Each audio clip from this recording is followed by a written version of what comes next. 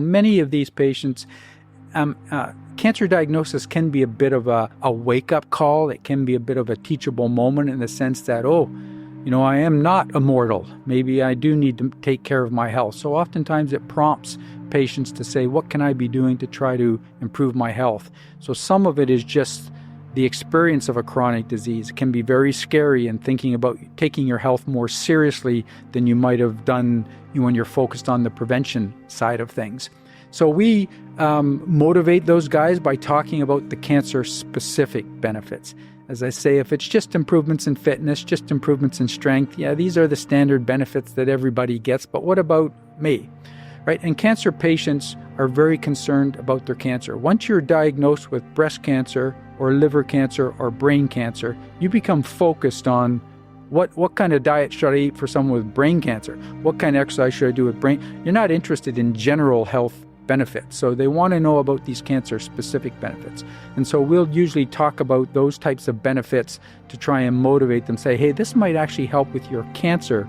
It might help with your treatments, getting through the treatments, recovering from treatments. And of course, we always work with them where they're at. And we tell them, we'll never ask you to do more exercise than you can do. We'll progress you slowly. We'll build you up to the prescription. One of the other key things for cancer patients is the opinion of the oncologist. The oncologist is absolutely crucial. If the oncologist says that patient should be exercising or think about exercising, they take that very seriously. So we've been able to get the oncologists on board, or the urologists, and say, hey, your urologist thinks, with your prostate cancer that you should be exercising as well. So it's really building that team of support and motivating patients with the benefits that are going to be specific to them and their unique situation.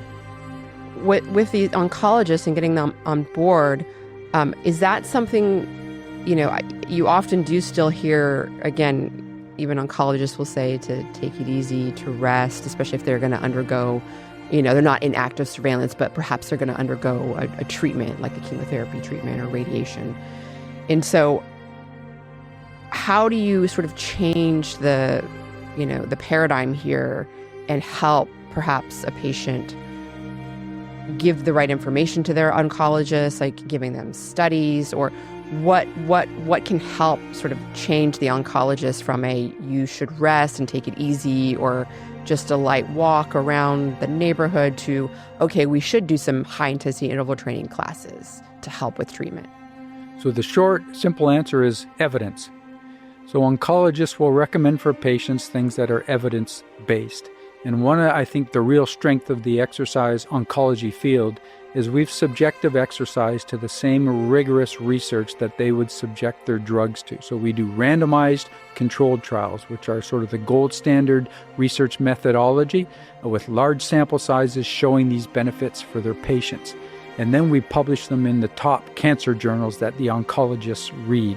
So that's what they're looking for, is evidence, not that anecdotal stories about, hey, my Uncle Fred did this and his cancer went away. They want to see these high-quality research studies.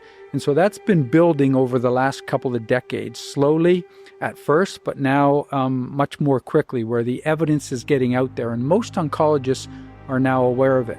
In fact, 2 years ago, so it's only in 2022, 2 years ago, the American Society of Clinical Oncology put out its first exercise guidelines. So this is cancer doctors. So it's one thing for exercise specialists to say, hey, cancer patients should exercise. But now we have the cancer doctors themselves, their professional organization, ASCO, the American Society of Clinical Oncology, says all cancer patients who are being treated with curative intent should be recommended aerobic and resistance exercise while they go through treatments.